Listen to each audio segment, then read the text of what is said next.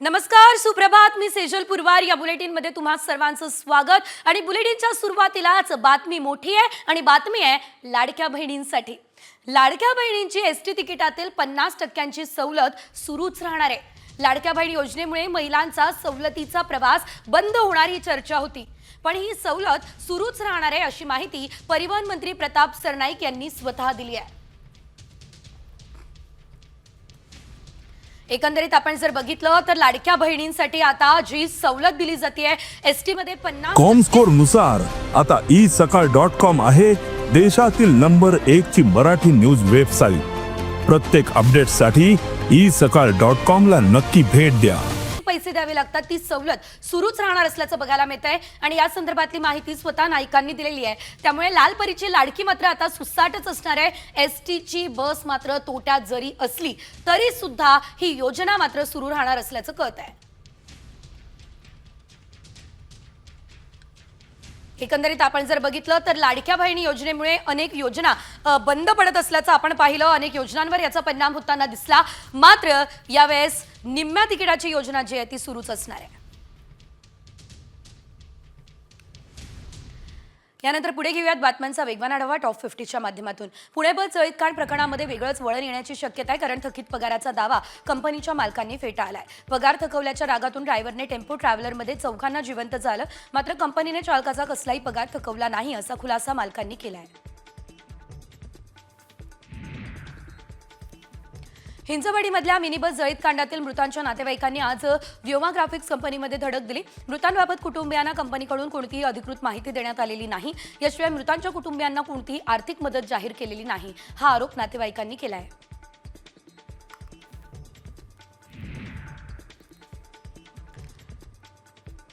जळालेल्या बसमध्ये जनार्दन हंबेडकर यांच्या दुष्कृत्याचे काही पुरावे अजून दिसत आहे. व्योमा ग्राफिक्स कंपनीमधील बेंजामिन केमिकल चोरून जनार्दन हंबेडकर यांनी आपल्या ड्रायव्हर सीटखाली लपवून ठेवलं होतं. याचबरोबर त्यांनी त्या ठिकाणी काही कापडी चिंध्या सुद्धा आगीने लवकर भडका लागण्यासाठी ठेवलेल्या होत्या. त्या कापडी चिंध्या अजूनही बसमध्ये जळालेल्या दिसत आहेत.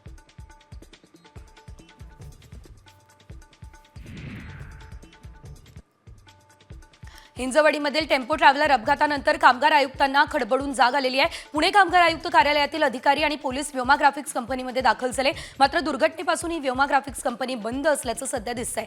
यामुळे कामगार आयुक्त या कंपनीवर काय कारवाई करतात हे बघणं महत्त्वाचं आहे.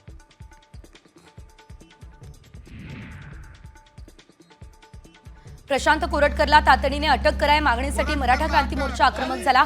जालन्यामध्ये मराठा क्रांती मोर्चाकडून धरणे आंदोलन सुरू करण्यात आलं. यावेळेस त्यांच्यावरती देशद्रोहाचे गुन्हे दाखल करण्याची मागणी मराठा क्रांती मोर्चानं केली. 2 दिवसांमध्ये कोरटकरला अटक केली नाही तर राज्यभर रास्ता रोको करू असा इशारा सुद्धा या दरम्यान देण्यात आला. राज्यामध्ये सीबीएसई अभ्यासक्रम गरजेचा आहे, पण शिक्षकांमध्ये मानसिकता आणणं गरजेचं आहे असं आदित्य ठाकरे यांनी म्हटलं. सरकारने या संदर्भात थोडं विचार करून काम करावं असंही आदित्य ठाकरे यांनी सांगितलं.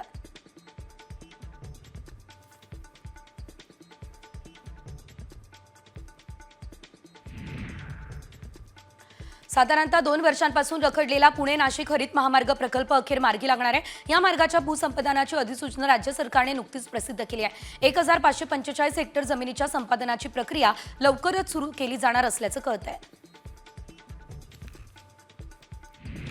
घणसोली सेंट्रल पार्कमधील जलतरण तलाव लवकरच नागरिकांसाठी खुला होणार आहे. सेंट्रल पार्कमधील तलाव सुरुवातीपासून वापराविना पडू नये, त्यामुळे या तलावाची दुरावस्था झाली आहे. मात्र आता 60 लाख रुपये खर्च करून देखील दुरुस्ती करण्यात येते. नागरिकांसाठी आता मासिक पासाचे शुल्क 100 रुपये असणार आहे. मुंबईमधील दादर पश्चिमेतील कबूतरखाना हटवण्याच्या हालचाली नगरपालिकेने सुरू केलेल्या दिसत आहे. कबूतरांची विष्ठा आणि पिसांमुळे आरोग्याला धोका असतो, त्यामुळे कबूतरखाना वरळी किंवा प्रभादेवीमध्ये स्थलांतरित करण्याचा विचार सध्या केला जातोय. गेल्या अनेक दिवसांपासून कबूतरखाना मोकळ्या जागेमध्ये नेण्याची मागणी रहिवासी करतायत.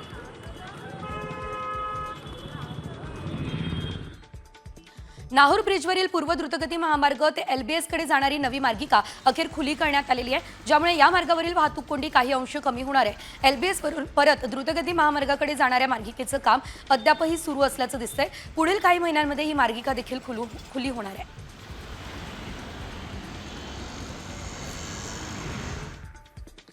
नांदेड महापालिकेचा 1523 कोटींचा अर्थसंकल्प सादर करण्यात आला। राज्य शासनाच्या सूचनेनुसार पुण्यश्लोक अहिल्यादेवी होळकर यांचं स्मारक उभारण्यात येते। याशिवाय नांदेडकरांकडून कुठलाही अधिकचा कर न घेता हा अर्थसंकल्प सादर झालेला आहे। ही माहिती महानगरपालिका आयुक्त महेश कुमार डोईफोडे यांनी दिली आहे। पुण्यातल्या भोर तालुक्यामध्ये रात्रीच्या वेळी उडणाऱ्या बेकायदेशीर ड्रोनचा बंदोबस्त करावा यासाठी पोलीस प्रशासन सज्ज झालं। ड्रोन हॅक करण्याचं मशीन भोर पोलीस स्टेशनमध्ये उपलब्ध आहे आणि या मशीनद्वारे 1 किलोमीटर पर्यंतच्या अंतरावरील ड्रोन पाडण्याची क्षमता आहे। त्यामुळे अवैध घिरट्या घालणाऱ्या ड्रोनचा तात्काळ बंदोबस्त होणार आहे। बदलापूरचे गणपती बाप्पा यंदा मार्च महिन्यातच परदेशवारीला रवाना झाले। चिंतामणी क्रिएशनच्या माध्यमातून कॅलिफोर्नियाला गणेश मूर्तींचा पहिला कंटेनर रवाना झाला।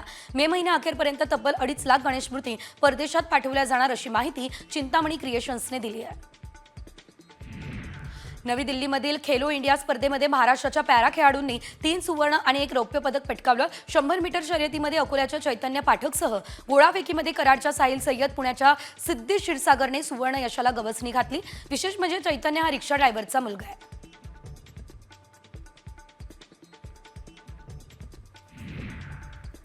आणि यानंतर बघूयात एक मोठी बातमी। राष्ट्रवादी काँग्रेसचे अध्यक्ष शरद पवार आणि उपमुख्यमंत्री अजित पवार आज पुन्हा एकदा एका मंचावर येणार आहे।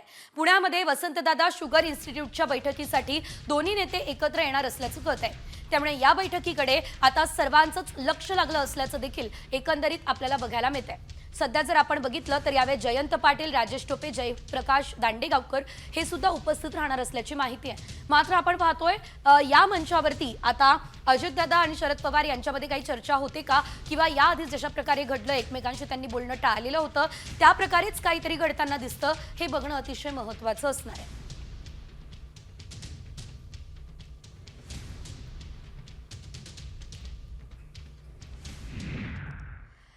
आणि यानंतर घेऊयात जळगावमध्ये सरपंच संतोष देशमुखांसारखी निर्गुण हत्या करण्यात आलेली आहे। तर कानसवाडा गावचे माजी उपसरपंच युवराज कोळी यांची निर्गुण हत्या करण्यात आली असल्याचं बघायला मिळतंय। एकंदरीत आपण जर बघितलं तर चाकूने आणि चॉपरने भोसकून युवराज कोळींना ठार करण्यात आलं। हल्ल्यानंतर ते जागीच रक्ताच्या थारोळ्यात कोसळले।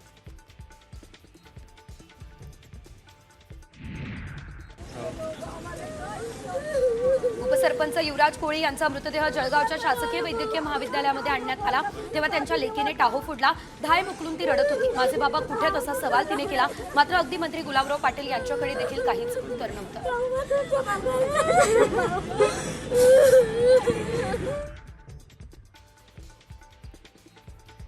जळगावच्या कानसवाडाच्या माजी उपसरपंचांचा खून या प्रकरणातील मुख्य संशयित आरोपी भरत पाटीलला अटक झाली आहे। तर 2 साथीदार अद्यापही फरार आहेत। त्यांना शोधण्यासाठी पोलीस पथक रवाना झाले। ही माहिती पोलीस अधीक्षक माहेश्वर रेड्डींनी दिली आहे।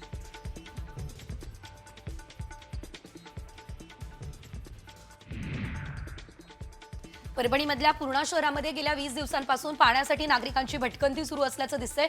नगर परिषदेचा पंप आणि मोटर बिघडल्याच्या नावाखाली शहरात पाणी पुरवठा होत नाहीये। त्यामुळे आता नागरिकांना खास टँकरद्वारे पाणी विकत घ्यावं लागतंय।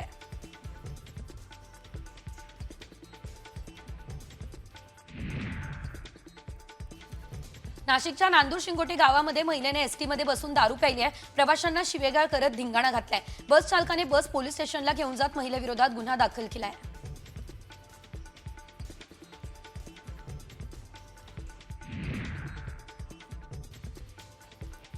अकोल्यातल्या लोहारा गावात 2 तरुणांना स्टेटस ठेवण्यावरून पोलिसांनी अमानुष मारहाण केलेली आहे। तर 2 तरुणांनी व्हॉट्सअपवरती शिवजयंतीच्या अनुषंगाने स्टेटस ठेवलं।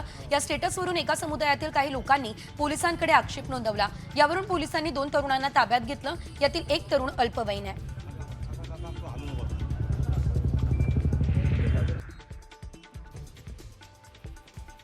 पुण्यातल्या बाणेर भागामध्ये ड्रेनेज लाईनमध्ये पाणी नागरिकांच्या घरात गेलेलं आहे। 4 महिन्यांपासून तक्रारी करून देखील प्रशासन मात्र याकडे दुर्लक्ष करत असल्याचा आरोप नागरिकांचा आहे। वारंवार ड्रेनेज लाईन तुंबतीये, पाणी घरात येतंय, त्यामुळे त्याची दुर्गंधी पसरली आहे। 48 तासात दुरुस्ती न झाल्यानं मनसे स्टाईल आंदोलन करण्याचा इशारा देण्यात आलेला आहे। कार्यालयाचं लक्ष नाहीये। त्यांनी 3 महिने नंदुरबार जिल्ह्यातील मांडवी खुर्द जिल्हा परिषदेच्या शाळेत जीव धोक्यात घालून विद्यार्थी शिक्षण घेत आहे। भिंतीला भेगा आणि छताला लाकडाच्या आधाराखाली चिमुकले शिक्षण घेत आहे। शासनाला वारंवार तक्रार देऊन देखील दखल घेत नसल्याचा आरोप पालकांनी केलाय।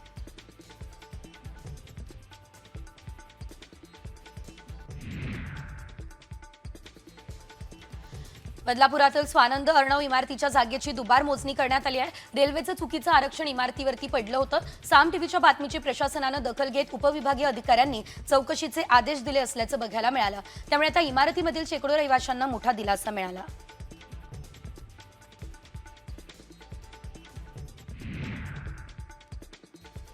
जळगावच्या मांडळमध्ये बँक ऑफ बडोदा शाखेला 8 ते 9 खेड्यांचे आर्थिक व्यवहार होतात. मात्र स्टाफ कमी असल्यानं अनेक नागरिकांना तासनतास रांगेत उभं राहावं लागते. अनेक वेळा तक्रार करून सुद्धा लक्ष देत नसल्याचं समोर येत आहे. बँकेच्या संबंधित वरिष्ठ अधिकाऱ्यांनी या गोष्टीकडे लक्ष द्यावं, कर्मचारी वाढवावे ही मागणी गावकरी करतायत.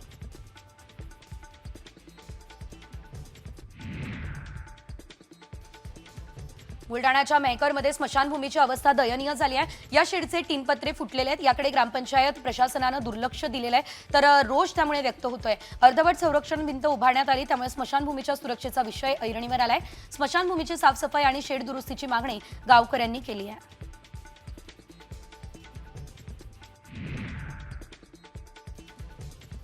बीडच्या घटसावळीमध्ये नागरिक नदीपात्रातून ये जा करतात. रस्त्यावर बंधारा बांधताना नागरिकांना तांड्यांकडे जाण्यासाठी याशिवाय शेतामध्ये जाण्यासाठी रस्त्यांची अडचण होते. तांड्यावरील लोकांनी वारंवार मागणी करून देखील रस्ता होत नाही आहे. त्यामुळे प्रशासनानं याकडे लक्ष देऊन रस्ता तयार करण्याची मागणी केली जाते.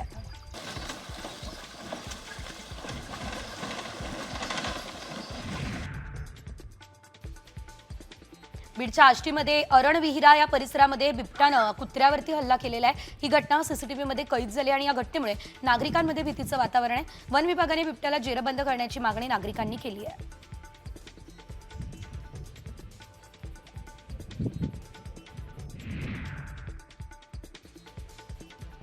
नवी मुंबईमधल्या शिरवणे MIDC यामध्ये भीषण आग लागली असल्याचं बघायला मिळालेलं आहे. सुबधा केमिकल कंपनीला ही आग लागली आहे. आगीवर नियंत्रण मिळवण्यात यश आलं.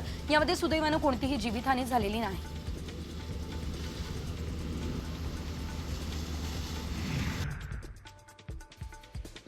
पुण्यातल्या शुक्रवार पेठेमध्ये मध्यरात्री गोडाऊनला भीषण आग लागली आहे. या दुर्घटनेमध्ये गोडाऊनमधील साहित्याचं नुकसान झालंय. अग्निशमन दलानं आगीवर नियंत्रण मिळवत आग पूर्ण विझवली. सुदैवानं यामध्ये कुठली जीवितहानी झालेली नाही.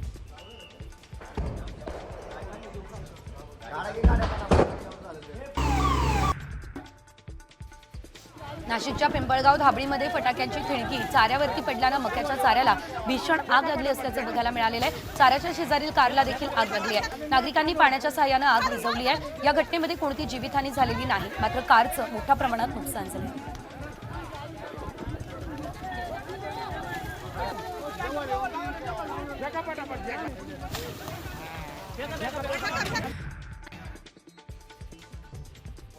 अकोल्यातल्या अकोट फैल भागामध्ये अग्नितांडव बघायला मिळालाय. भारतनगरामध्ये 3 टीनाच्या घराला आग लागली आहे. यामध्ये एका टीनाच्या घरातील सिलेंडर लिकेज झाल्यानं ही आग लागली आहे. आगीमध्ये 3ही घरातील सर्व सामान जळून खाक झालं.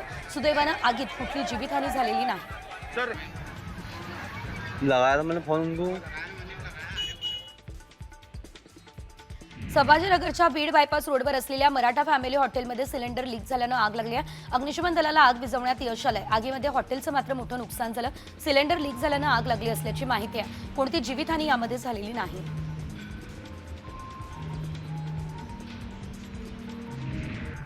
पिंपळगावात बांबूच्या गोडाऊनला लागलेली आग अग्निशमन दलानं विझवलेली आहे. या आगीमध्ये बांबू गोडाऊनसह 20 ते 25 दुकानं जळून खाक झाली आहे. दरम्यान आगीमध्ये 5 कोटी रुपयांचं नुकसान झाल्याची माहिती आहे. लागलेली आग आणि आगीने आता रौद्र स्वरूप धारण केलेलं बघतोय आपण. HL आणि पिंपळा आगीचं. जामनेरमध्ये पंचायत समितीचे विकास कामासाठी जुनी इमारत पाडत असताना मोठी दुर्घटना झाली. इमारत पाडत असताना खाली 4 मजूर काम करत होते. यामध्ये 2 मजूर आवाजानं बाहेर पळाले आणि 2 मजूर अडकले. जामनेर नगरपालिकेच्या अग्निशमन दलानं दोघांचे जीव वाचवले.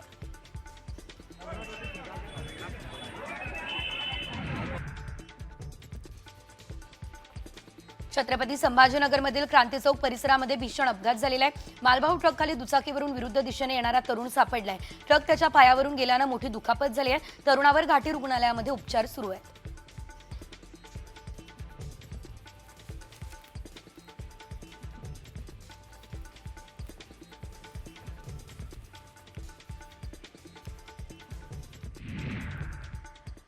आणि यानंतर या क्षणाची एक मोठी बातमी आहे ती म्हणजे प्रशांत कोरटकर दुबईला पळून गेल्याची चर्चा आहे. प्रशांत कोरटकर कोलकाता मार्गे दुबईला गेले असल्याची चर्चा आहे. कोरटकरचा दुबईमधला फोटो व्हायरल झालेला आहे. मुंबई हायकोर्टाकडून दिलासा प्रशांत कोरटकरला मिळालेला नव्हता, तो दुबईला गेला असल्याचं कळतंय. अधिकची अपडेट घेऊयात आमचे प्रतिनिधी पराग डोबळे यांच्याकडून. पराग, आपण बघतोय पोलीस प्रशासन ज्याला शोधतंय, संपूर्ण राज्यभरात वातावरण ज्याच्यामुळे तापलंय, तो प्रशांत कोरटकर राज्यात नाहीच आहे, तो दुबईला गेला असल्याचं कळतंय. काय माहिती या संदर्भात? नक्कीच अशा पद्धतीची चर्चा समोर येत आहे. मात्र असं जर असेल तर पोलिसांच्या कार्यप्रणालीवर मोठा प्रश्नचिन्ह निर्माण होतो, ज्यामुळे पूर्ण राज्यभर वातावरण तापलेलं आहे. त्याला पोलीस शोधू कसे शकत नाही हा खरा मोठा प्रश्न आहे. आणि तो दुबईला जात असेल, कुठल्याही मार्गे जरी कलकत्ता मार्गे गेल्याची चर्चा असली आणि तो दुबईला जरी गेला असेल तर तो पोलिसांच्या कुठेतरी हातावर तुरी देऊन पळून पसार होण्यात यशस्वी होतोय का? पोलीस यंत्रणा काय करते आहे? पोलीस यंत्रणेचे गुप्तचर विभाग काय करते? असे अनेक प्रश्न उपस्थित होतो, कारण की राज्यभर हा प्रश्न गाजला जातोय. त्यामुळे अशा पद्धतीची चर्चा आहे. खरंच तो दुबईला गेला का हे सुद्धा पोलिसांना शोधावं लागणार आहे. पण एका फोटोच्या आधारावर ही फक्त चर्चाच म्हणावी लागेल. पण ज्यावेळेस तो अटकेत येईल त्यावेळेस ह्या सगळ्या गोष्टीचा तपास होणे गरजेचं आहे. तो पडून जात असेल तर कोणाच्या मदतीने पडून गेला, कुठल्या मार्गे पडून गेला हे सुद्धा शोधावं लागेल. मात्र पोलीस यंत्रणेमध्ये कुठेतरी शोध घेताना कुठेतरी कमकुवतपणा आहे, तो सुद्धा या फोटोच्या माध्यमातून समोर येते आहे. निश्चितच धन्यवाद पराग दिलेल्या आहे सर्व सविस्तर अपडेटसाठी. एकंदरीत आपण जर बघितलं तर प्रशांत कोरटकर हा भारतात नव्हे थेट दुबईला गेला असल्याची माहिती सध्या मिळते.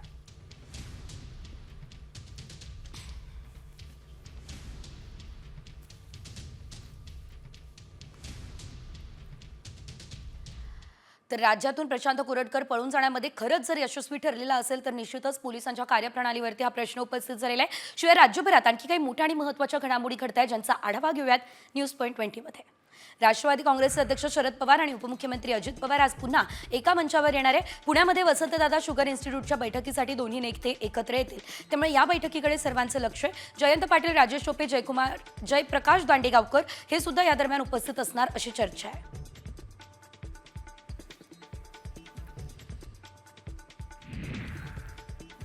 भाजपचे आमदार चित्रा वाघ यांनी पुन्हा एकदा ठाकरे गटाचे आमदार अनिल परब यांच्यावरती जोरदार टीका केली असल्याचं एकंदरीत बघायला मिळतंय. याशिवाय जर आपण बघितलं तर पुन्हा नादाला लागाल तर परत ठेचेन असा इशारा वाघ यांनी दिलेला आहे.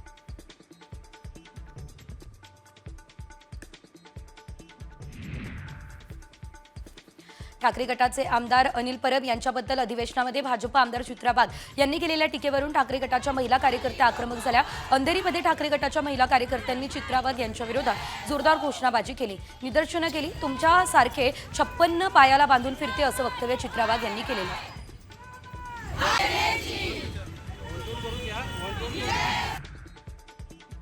ठाकरे गटाचे आमदार आदित्य ठाकरे यांनी उपमुख्यमंत्री एकनाथ शिंदे यांच्यावरती गंभीर आरोप केलाय. शिंदेंनी मुंबईमधील रस्ते खड्डेमुक्त करण्याचं आश्वासन दिलं, मात्र या रस्त्याच्या कामामध्ये 6080 कोटींचा घोटाळा झालाय हा आरोपही आदित्य ठाकरे यांनी केला. त्यामुळे एकनाथ शिंदे यांची चौकशी करण्याची मागणी केली जाते.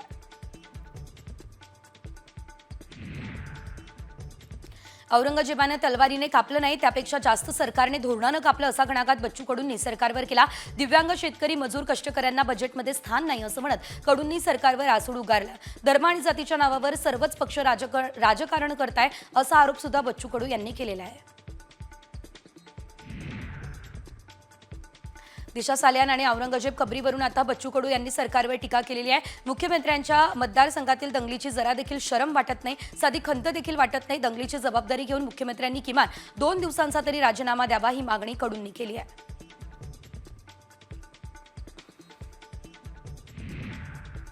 सांगली जिल्ह्यातील 4 नेते लवकरच राष्ट्रवादी अजित पवार गटामध्ये दाखल होणारे अशी चर्चा आहे. आगामी स्थानिक स्वराज्य संस्थांच्या निवडणुकांच्या पार्श्वभूमीवर माजी मंत्री शिवाजीराव नाईक, अजित घोरपड आणि माजी आमदार विलासराव जगताप, राजेंद्र अण्णा देशमुख अशा दिग्गज नेत्यांचा अजित पवार गटामध्ये प्रवेश होणार अशी चर्चा आहे.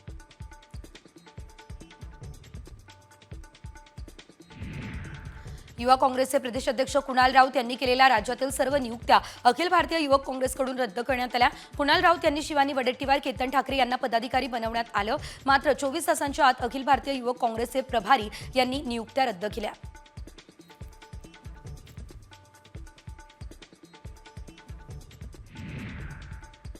आणि आता बातमी आहे धारावी पुनर्विकास प्रकल्पासंदर्भातली. धारावीमधील 1 इंचही जागा अदानीला देणार नाही असं मंत्री आशिष शेलार यांनी ठणकावून सांगितलं. धारावीमध्ये अदानींच्या नावानं एक तरी सातबारा दाखवावा असं आव्हान सुद्धा यावेळेस त्यांनी विरोधकांना दिलं. धारावीच्या विषयाबद्दल एक वातावरण निर्माण केलं जात आहे. धारावीच्या पुनर्विकासाच्या योजनेमध्ये जणू काही ती जागा कोणा एका खाजगी व्यक्तीला दिली जाणार आहे. धारावी पुनर्विकास योजनेमध्ये 1 इंचही जागा, अध्यक्ष महोदय, अदानी काय, अदानीच्या XYZ कोणाला जाण्याचा प्रश्नच येत नाही. ही सर्व जागा धारावी पुनर्विकास प्रकल्प याच्या नावावर केली जाते. यानंतर पुढे घेऊयात बातम्यांचा वेगवान आढावा. सोमनाथ सूर्यवंशी यांच्या मृत्यूला पोलीसच जबाबदार आहे असा ठपका न्यायदंडाधिकाऱ्यांच्या अहवालावर ठेवण्यात आलाय. त्यांचा मृत्यू मारहाणीमध्ये झाल्याचं गोपनीय अहवालात म्हटलंय. या संदर्भातला न्यायदंडाधिकाऱ्यांचा गोपनीय अहवाल राज्य मानवाधिकार आयोगासमोर दाखल करण्यात आलेला आहे.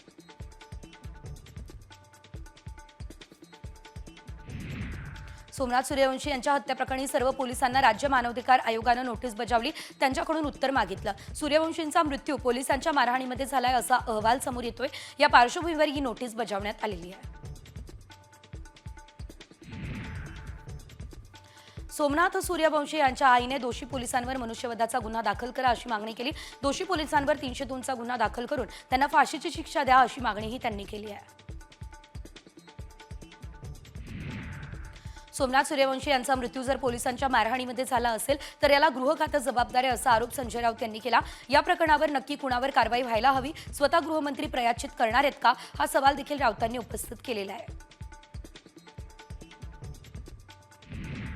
क्या गरीबों की जान जान नहीं होती असा प्रश्न विचारत जितेंद्र आव्हाडांनी सोमनाथ सूर्यवंशी हत्याप्रकरणी सरकारवर तोफ डागलेली आहे. आम्ही सभागृहात विचारलं त्यांना कोणी मारलं तर मुख्यमंत्र्यांनी उत्तर दिलं श्वसनाचा त्रास होता असं म्हणत मुख्यमंत्री पोलिसांना वाचवण्याचा प्रयत्न करताय असं आव्हाडांनी अधोरेखित केलं. एका मुलाला झालेल्या मारहाण प्रकरणी 3 जणांना पोलिसांनी ताब्यात घेतलंय. यातील 2 आरोपी अल्पवयीन आहेत. दारू पिण्यासाठी पैसे दिले नाही म्हणून कृष्णा साळे या मुलास 3घांनी मारहाण केलेली.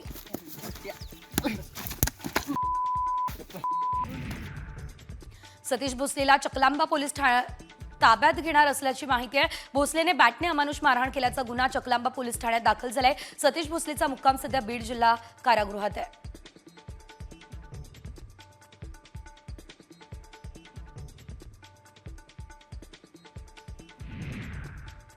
आणि आता बातमी आहे क्रिकेट विश्वातून. खरं तर बच्चे कंपनीसह सर्व क्रिकेट प्रेमींना ज्या दिवसाची प्रतीक्षा होती तो दिवस, तो क्षण आलेला आहे. कारण आजपासून IPLचा महासंग्राम रंगणार आहे.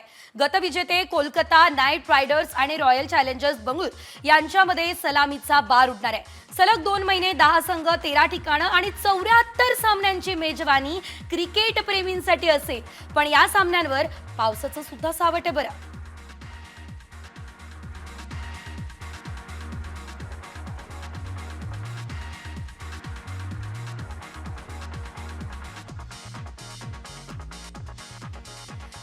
तर KKR वर्सेस RCBची आजची पहिली IPLची क्रिकेट मॅच असणार आहे आणि त्यामुळे सर्वांचीच उत्सुकता शिगेला पोहोचलेली आहे. यानंतर पुढची बातमी महत्त्वाची आहे. तुम्ही खरेदी केलेलं सोनं नकली तर नाही ना? असं का म्हणतेय? कारण तुम्ही घालत असलेले सोन्याचे दागिने तांबे किंवा पितळपासून बनवलेले असू शकतात. होय, या संदर्भातला एक व्हिडिओ प्रचंड व्हायरल झालाय. नकली दागिने हॉलमार्क लावून कसे विकले जातात हे त्यामध्ये दाखवलं जात आहे. त्यामुळे आम्ही या सर्व गोष्टींची पडताळणी केली आणि आमच्या पडताळणीमध्ये काय सत्य समोर आलं चला पाहूयात. नकली सोने को असली बनाया जा रहा है. गहनों के फर्जी हॉलमार्क लग रहे हैं. पीतल तांबे की ज्वेलरी को 22 कैरेट का शुद्ध सोना बताया जा रहा है. इतना ही नहीं, इस ज्वेलरी का बकायदा फर्जी सर्टिफिकेट भी दिया जा रहा है. सोना कितना असली है, हॉलमार्क इसकी गारंटी देता है. हा व्हिडिओ पाहून सगळेच हैराण झाले. खरंच पितळ तांब्याचा वापर करून 22 कॅरेट सोनं असल्याचा दावा केला जातोय आणि हेच सोनं ग्राहकांना शुद्ध 22 कॅरेटचं सोनं म्हणून विकलं जातंय. हा व्हिडिओ आता प्रचंड व्हायरल होतोय. नकली हॉलमार्क लावलेलं सोनं बाजारात. पितळ तांब वापरून 22 कॅरेट सोन्याचा हॉलमार्क.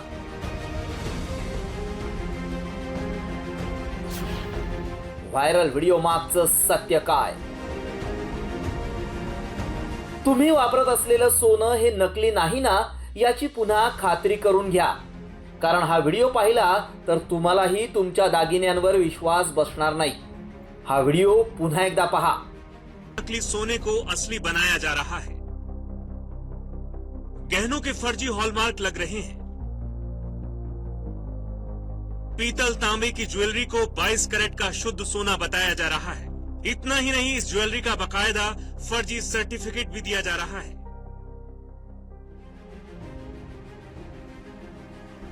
हा व्हिडिओ आता समोर आल्यानं अनेकांना प्रश्न पडलाय. कारण सोन्यासोबत हे सोनं शुद्ध असल्याचं हॉलमार्क नंबरचं कार्डही दिलं जातं. त्यामुळे यावर अनेकांना विश्वास बसतो. मात्र याचाच फायदा घेत फसवणूक केली जातीये. या सोन्याची सत्यता जाणून घेणं गरजेचं आहे. त्यामुळे आमच्या टीमनं पडताळणी केली. त्यावेळी या व्हिडिओ मागचं सत्य समोर आलं. व्हायरल होत असलेला व्हिडिओ खरा आहे. दैनिक भास्करनं स्टिंग ऑपरेशन करून भांडाफोड केलाय. नकली हॉलमार्क लावून सोन्याची विक्री केली जात होती. अनेक ठिकाणी बाजारात नकली सोनं आढळून आलं. त्यामुळे हे नकली सोनं आहे की असली ते कसं ओळखायचं याची माहिती आपल्याला सांगणं गरजेचं आहे. त्यामुळे आमचे प्रतिनिधी ज्वेलर्सला भेटले आणि त्यांच्याकडून माहिती जाणून घेतली. 2021 पासून BISने हॉलमार्कच्या ह्याच्यात आकडे लिहायला सुरुवात केली. 6 आकडी नंबर असतो. त्यामुळे 916 लिहितच नाहीत. म्हणून ग्राहकांनी सुद्धा किंवा व्यापाऱ्यांनी हे अशा सिम्बॉलवर विश्वास ठेवू नये. दागिन्यावरील HUID नंबर व्हेरीफाईड करता येतो. ब्युरो ऑफ इंडियन स्टँडर्ड या ॲपवरून नंबर तपासून पाहू शकता. मात्र यांनी लोकांना कसं फसवलं ते देखील पाहूयात. 15 ग्रॅम चेन जे 5 कॅरेट होतं त्याची मूळ किंमत होती 29,000. मात्र नकली हॉलमार्क लावल्यानंतर त्या चेनची किंमत झाली 1,25,000. तर 1.89 ग्रॅमचा झुमका जे 5 कॅरेट होतं त्याची मूळ किंमत 2,000 असताना नकली हॉलमार्क नंतर त्याची किंमत 17,000 लावण्यात आली. तर 850 ग्रॅमचं पॅन्डल जे 18 कॅरेट होतं त्याची मूळ किंमत 6,000 असताना नकली हॉलमार्क नंतर त्याची किंमत 10,000 रुपये इतकी लावण्यात आली. म्हणजेच तांब्या पितळेवर हॉलमार्क चढवलेल्या हॉलमार्क सोन्याची किंमत 37,000 इतकी होती. मात्र ग्राहकांना ते 1,52,000 रुपयांना विकलं गेलं. अशाच प्रकारे राजस्थानमध्येही फसवणूक झाल्याचं समोर आलंय. त्यामुळे आमच्या पडताळणीत हा दावा सत्य ठरलाय. ब्युरो रिपोर्ट, साम टीव्ही न्यूज.